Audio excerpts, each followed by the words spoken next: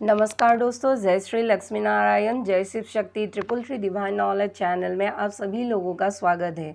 दोस्तों, आज जो मेरी वीडियो की मेन टॉपिक है वो है कि हर रोज़ ईश्वर की गुणगान करना ज़रूरी है। इसके ऊपर ही आज मेरी ये वीडियो है। अगर आप लोगों को मेरी ये वीडियो अच्छी लगे तो प्लीज़ एक लाइक, शेयर और सब्सक्राइब कर दीजिएगा। तो चलिए दोस्तों, वीडियो में आगे बढ़ते हैं। दोस्तों, हर रोज़ ईश्वर की गुणगान करना ज़रूरी है। वो इसलिए ताकि हम जो है उस ईश्वरीय शक्ति के साथ जुड़ सके। अपनी आत्मा को ईश्वरीय शक्ति के साथ जोड़कर हर रोज़ अपनी आत्मा को हम और अधिक मजबूत बना सके। ये जो ईश्वरीय शक्ति है, ये विराट सृष्टि की मालिक है। उन्होंने अपने बुद्धि, अपनी शक्ति और पराक्रम से इस विराट सृष्टि की संरचना की है और इस सृष्टि को आकार दिया है। सृष्टि में जितने भी ग्रह नक्षत्र है, उन ग्रह नक्षत्रों को वो अपने शक्ति से संभाला है। उनके जो विभिन्न सहकारी देवता है, उन सहकारी देवताओं को वो अपने चमत्कारी शक्ति से नवाजा है। मानव, दानव, गंधर्व, किन्नर, असुर, इन सभी को धर्म और अधर्म का पाठ पढ़ाया और उसे नापतोल कर पुरस्कृत या दंड देने का विधान भी बनाया। दोस्तों, ये जो ईश्वरीय सत्ता है, उस ईश्वरीय सत्ता से ही विज्ञान की उत्पत्ति है। इस जगत में जितना भी प्रकाश फैला हुआ है, वो पूर्ण प्रकाश का स्वामी वो ईश्वरीय सत्ता ही है। और जो गहन अंधकार फैला हुआ है, उस गहन अंधकार का स्वामी भी वो ईश्वरीय सत्ता ही है। वही ईश्वरीय सत्ता इस ब्रह्मांड में सृष्टि के कण कण में विराजमान है और सृष्टि की कण कण में वो ईश्वरीय सत्ता ही हर दिन जीता है और हर दिन मरता है। दोस्तों, ये जो ईश्वरीय शक्ति है, यह कभी अपने साकार स्वरूप में अवतरित होकर अपने भक्तों के मन को मोह लेता है और कभी कभी निराकार स्वरूप में उपस्थित होकर इस संसार से वो अदृश्य होता है। अदृश्य वो भले ही होता है, लेकिन उनकी जो नज़र है इस संसार की सभी प्राणियों में है।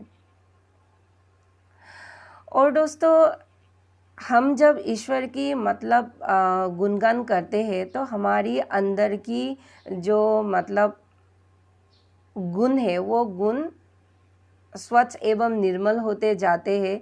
हमारी आत्मा की प्यास बुझते हैं और ईश्वरीय शक्ति की गुणगान करने से हमारी अंदर दिव्य अनुभूतियाँ पैदा होते हैं। उनके दिव्य प्रकाश हमारे आत्मा के अंदर भी समाते हैं।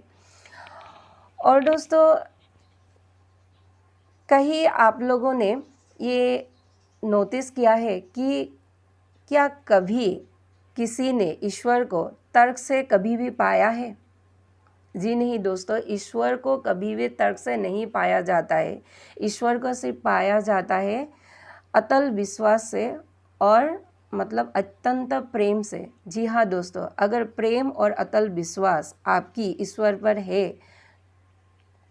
तब वो ईश्वरीय सत्ता की जो अनुभूति है वो आप कर पाएंगे। और दोस्तों, हम रिश्ते नाते में युगों से ऐसे ही बांधते हुए आए हैं, बंधे हैं हम युगों से रिश्ते नाते से। लेकिन ये जो रिश्ते नाते हैं, ये अपने स्वार्थ और अहंकार को पूर्ण करने के लिए कभी कभी जो है आपको ठोकर मारकर चले जाते हैं। लेकिन जो ईश्वरीय शक्ति है, वो ईश्वरीय शक्ति कभी भी आपके साथ कुछ भी गलत नहीं करते हैं। जी हाँ दोस्तों, वो आपको कभी ठोकर नहीं मारते हैं। जब आप उनके सामने पूर्ण समर्पण कर देंगे, तब जो है ये ईश्वरीय शक्ति अपने इस दिव्य हाथ से यू आपकी जो जीवन यात्रा है, इस जीवन यात्रा में आपको आगे बढ़ाते हैं। और दोस्तों, किसी किसी का ये कहना है कि ईश्वर तो कहा है, ईश्वर ने तो हमारी तरफ जो मतलब उनकी आँख जो है वो आँख बंद करके बैठे हैं। लेकिन दोस्तों ऐसा नहीं है, गलतफ़हमी है लोगों की। ईश्वर जो है वो हमें हर रोज़ अपना अपना होने का मतलब एहसास दिलाते हैं। वो संकेत देते हैं कि मैं हूँ तुम्हारे पास। दोस्तों इसे हम ऐसे समझ सकते हैं कि ये जो ईश्वरीय शक्ति है, ये ईश्वरीय शक्ति ब्रह्मांड के कण-कण में फैला हुआ है और ये हमें मतलब प्रकृति की विभिन्न उपादान से हमें संकेत मतलब देते हैं। कभी तितली, कभी पक्षी, कभी वृद्ध व्यक्ति, कभी घड़ी का समय, कभी कुछ चैनलिंग वर्ड, कभी मेंढक, कभी छिपकली, तो कभी कोई स्वप्न, तो कभी सोशल मीडिया, तो कहीं मीठी धुन। इन सब से मतलब ईश्वरीय शक्ति जो है हमसे कनेक्ट करते हैं, हमसे कुछ मतलब कहना चाहते हैं। तो आपको सिर्फ यही समझना है कि वो हमें मतलब क्या कहना चाहते हैं, हमें क्या संकेत देना चाहते हैं और क्यों। तो दोस्तों ऐसे ही अगर आप मतलब प्रकृति की उपादान से अगर उनको मतलब जानना चाहेंगे वो क्या कहना चाहते हैं, तो आप निश्चय ही मतलब थोड़ा बहुत तो अंदाज़ा लगा ही लेंगे। थोड़ा बहुत क्या, जो मतलब खुद बहुत स्पिरिचुअल होते हैं वो लोग तो मतलब पूरा संदेश उनको मिलते हैं उस ईश्वरीय शक्ति से। तो दोस्तों हमें जो है इन सभी समस्या का मतलब क्या तोड़ है, उसे मतलब इन संकेतों के माध्यम से हमें समझना है। वह हमें समस्या का तोड़ मतलब दिखाते हैं, हमें सिर्फ उसे पहचानना है। और दोस्तों ईश्वर की गुणगान करने से एक साधक का या यूँ कहे एक साधिका का आयु जो है वह लंबी होते जाते हैं और आपकी अंदर की जो आसुरिक प्रवृत्ति है वो मतलब दमन होकर धीरे धीरे उसमें सुधार आते हैं।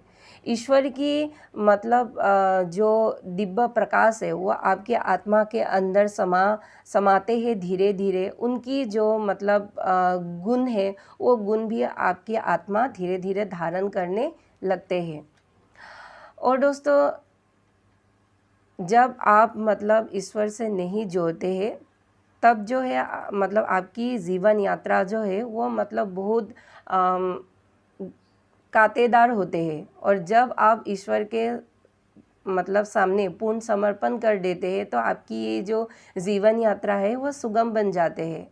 आपकी बुद्धि स्वच्छ और निर्मल होते हैं।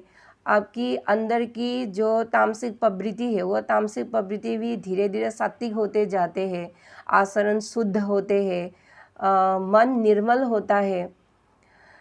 तो दोस्तों इसीलिए ईश्वरीय शक्ति का गुणगान ज़रूरी है। और जब आप हर रोज़ ईश्वरीय शक्ति का गुणगान करेंगे तब क्या होंगे, जो धर्म अर्थ काम मोक्ष ये जो चार मतलब चीज़ है ये सार फल मतलब आपको अपने जीवन में मतलब प्राप्त करना निश्चित है।